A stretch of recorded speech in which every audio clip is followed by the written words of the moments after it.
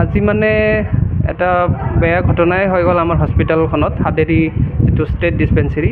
ইয়াতে মানে মই ৰাতিপুৱা আহি কেনে চাওঁ যে কাৰেণ্টখিনি নাই। তো কাৰেণ্টখিনি নোহোৱাৰ কাৰণে মই আমাৰ ইয়াতে চাফাই কৰ্মচাৰী বাইদেউক সুধিলোঁ যে বাইদেউ কি হ'ল?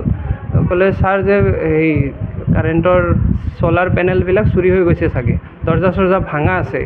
মই তাতে গৈ চালোঁ আমাৰ লেবৰেটৰী চানৰদাক লৈ কেনে, তাতে গৈ কেনে চাওঁ যে পিছফালৰ দৰ্জাটোৰ লকটো বেকা আৰু আপোনাৰ বাথৰুমৰ কমোডবিলাকো ভাঙা চিঙা আছিল, পূৰা ভাঙা চিঙা আছিল।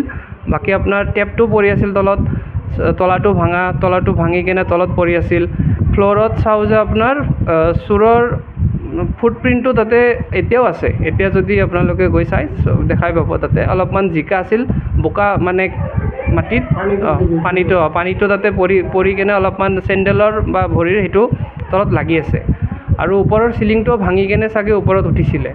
এই বাকী আপোনাৰ সিহঁতৰ মেইন উদ্দেশ্যটো বেটাৰীটো চুৰি কৰাৰ কাৰণে আছিলে, যিখিনি গম পোৱা গ'ল। এতিয়া আমি চালোঁ বেটাৰীটো কিন্তু চুৰি কৰিব পৰা নাই কিবা কাৰণত, কিন্তু আমাৰ ইয়াৰে মেইন হস্পিটেলৰ মানে কাৰেণ্টৰ তাৰখিনি কাটি থৈ মানে সিহঁতে গুচি গৈছে।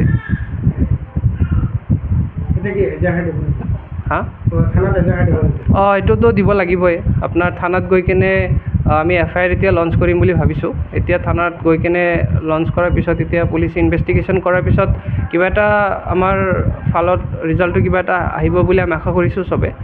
বাকী দেখা যাওক কি হয়।